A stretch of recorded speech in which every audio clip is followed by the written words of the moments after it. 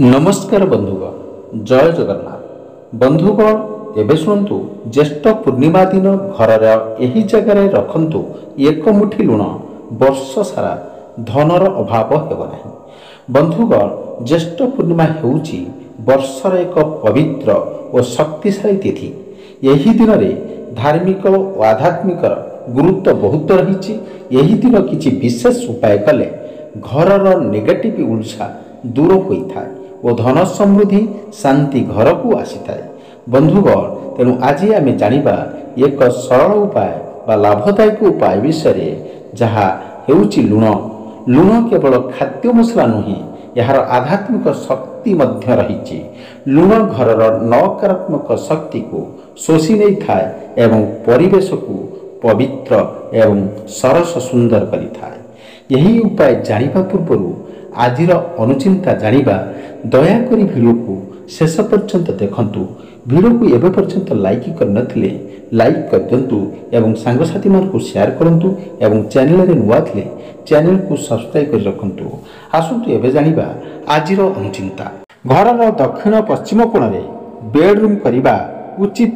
यहा द्वारा शुभ होइथाय एवं दाम्पत्य जीवन रे शांति आसीथाय। सोईबा घरे बेड पाखरे किछि धड़ा फूलर फटो रखिबा द्वारा वैवाहिक जीवन में सुख सौभाग्य आसी था।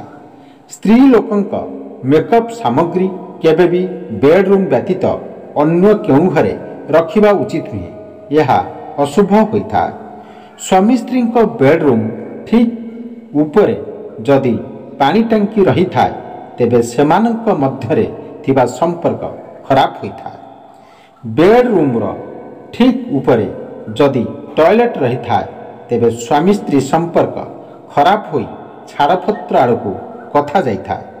सेथिपाई बेडरूम ठीक उपरे पानी टंकी किंबा टॉयलेट रखिबा उचित नुहे। जदि थाए बेडरूम बदलाइबा उचित।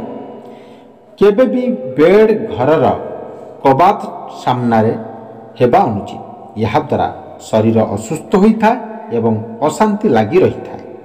सोईबा घरे लागिथिबा पंखारु किंबा झरकारु जेपरी अतिरिक्त शब्द बाहरिबा अनुचित। यह द्वारा मतभेद देखा देता है। बेडरूम रे डार्क रेड ब्लैक ब्लू एवं ग्रे इत्यादि रंग व्यवहार करिबा अनुचित एवं व्हाइट येलो पिंक किंबा क्रीम इत्यादि रंग करिबा द्वारा शुभ होइथा है। बाहर लोकन को केबे भी स्वामी स्त्री बेडरूम को जीवाकू देबा अनुचित। यह द्वारा सेमानक भितरे संपर्क खराब होता है। बाहर लोकंक मन नजर बेडरूम भीतर को पड़िबा उचित नुहे। यह द्वारा स्वामी स्त्री विभिन्न खराब कथार शिकार होइथांती। सूर्यास्त परे बेडरूम रे किछि समय लाइट जलाइबा उचित। यह मंगलकारी होता है एवं अर्थ चिंता कम होता है।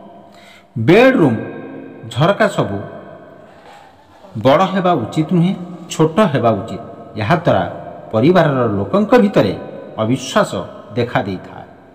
घरे रोषेई करि सारिबा परे किछि खाद्य प्रथमे वास्तु देवता को समर्पण करी गाई को खुआई देले मंगल होता।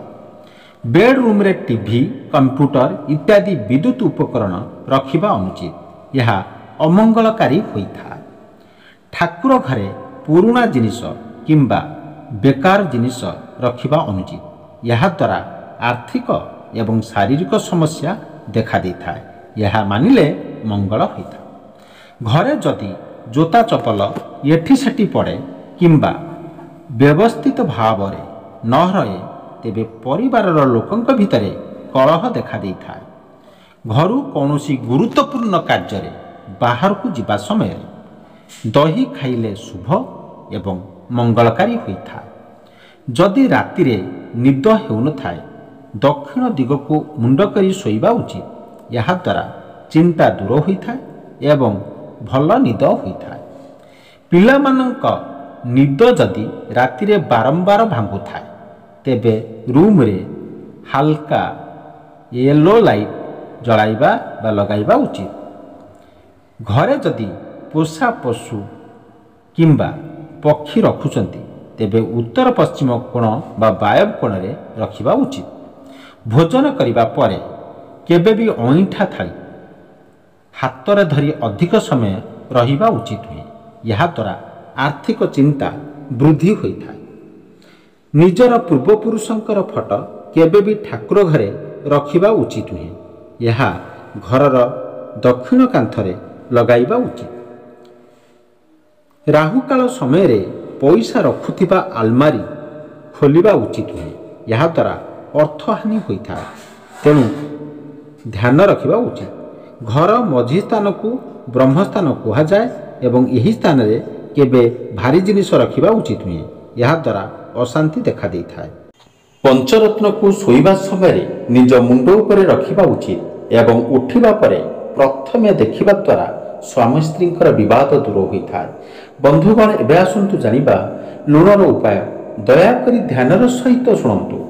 ଜ୍ୟେଷ୍ଠ ପୂର୍ଣ୍ଣିମା ଦିନ ସନ୍ଧ୍ୟାବେଳେ ଘରର ଉତ୍ତର ପୂର୍ବ କୋଣରେ କିମ୍ବା ପୂଜା ଘରର ଏକ ସଫା ଲୋଟା କିମ୍ବା କଞ୍ଚା ଦିଶାର ଦେଖି ପାତ୍ର ରଖନ୍ତୁ। ଘରର ଯେଉଁ ଦିଗ ଅଧିକ ଖୋଲା ଓ ବାହାର ଦେଖାଯାଇଥାଏ ତାହାକୁ କଞ୍ଚା ଦିଶା କୁହାଯାଏ। ପିତ୍ତଳ, ତମ୍ବା ଏବଂ କଞ୍ଚା ଲୁହା ଆଦି ଧାତୁ ପାତ୍ର ଆଧ୍ୟାତ୍ମିକ ଭାବେ ପବିତ୍ର ମନ୍ତ୍ର ଅନୁସାରେ ମନାଯାଇଥାଏ। ଏମିତି ପାତ୍ର ନେଗେଟିଭ୍ ଊର୍ଜାକୁ ଶୋଷି ନେବାରେ ସାହାଯ୍ୟ କରିଥାଏ। ଏହି ପାତ୍ରରେ ଏକ ମୁଠି ସାଧାରଣ ଲୁଣ ରଖନ୍ତୁ। ପାଖରେ ଗୋଟିଏ ଦୀପ ଜାଳନ୍ତୁ। ମା ଲକ୍ଷ୍ମୀଙ୍କର ନାମ ଉଚ୍ଚାରଣ କରନ୍ତୁ। ଏହି ଲୁଣ ଦ୍ୱାରା ଘରର ନକାରାତ୍ମକ ଶକ୍ତି ଶୋଷି ନିଆଯିବ। ପରବର୍ତ୍ତୀ ଦିନ ପୂର୍ବାହ୍ନରେ ଏହି ଲୁଣକୁ ଜଳ ଭିତରେ ଘୋଳି ଘରର ବାହାରେ ବିସର୍ଜନ କରିଦିଅନ୍ତୁ। ଏହି ସରଳ ଉପାୟ ଘରକୁ ପବିତ୍ରତା ଓ ଧନ ଆଣିଥାଏ। ନକାରାତ୍ମକ ଶକ୍ତି ଦୂର ହୋଇଥାଏ, ବିପଦ ଅଟକିଯାଏ ଏବଂ ଘରର ଶାନ୍ତି ଓ ସମୃଦ୍ଧି ବଢ଼ିଥାଏ। ଯଦି ଆପଣ ଏହି ଉପାୟ ଭକ୍ତି ଭାବରେ କରନ୍ତି ତେବେ ନିଶ୍ଚିତ ଭାବରେ ଫଳ ମିଳିବ। ଏହା ପ୍ରତିବର୍ଷ କରାଯାଇଥାଏ। ସାବଧାନ, ଲୁଣ ବିସର୍ଜନ ପରେ ହାତ ସଫା କରିବା ପୁଣି ଘରର ଦେବାଦେବତାଙ୍କୁ ପ୍ରଣାମ କରିବା ଉଚିତ ହୋଇଥାଏ। ଏହିଭଳି ଧାର୍ମିକ ଓ ସରଳ ଉପାୟ ଆପଣଙ୍କ ଜୀବନକୁ ସକାରାତ୍ମକ ଦିଗକୁ ନେଇଯିବ। ଏହି ସରଳ ଉପାୟ ଅନେକ ଲୋକଙ୍କ ଜୀବନରେ ପରିବର୍ତ୍ତନ ଆଣିଛି। ଆପଣମାନେ ମଧ୍ୟ ଏହାକୁ ଜ୍ୟେଷ୍ଠ ପୂର୍ଣ୍ଣିମା ଦିନ ଅବଶ୍ୟ ଅନୁସରଣ କରନ୍ତୁ। ଭିଡ଼ିଓ ଭଲ ଲାଗିଲେ ଲାଇକ୍ କରନ୍ତୁ ଏବଂ ସାଙ୍ଗସାଥିମାନଙ୍କୁ ସେୟାର କରନ୍ତୁ ଓ ଏମିତି ଅନ୍ୟ ଉପାୟ ପାଇଁ ଆମ ଚ୍ୟାନେଲକୁ ସବସ୍କ୍ରାଇବ୍ କରନ୍ତୁ। ଧନ୍ୟବାଦ। Thank you so much watching.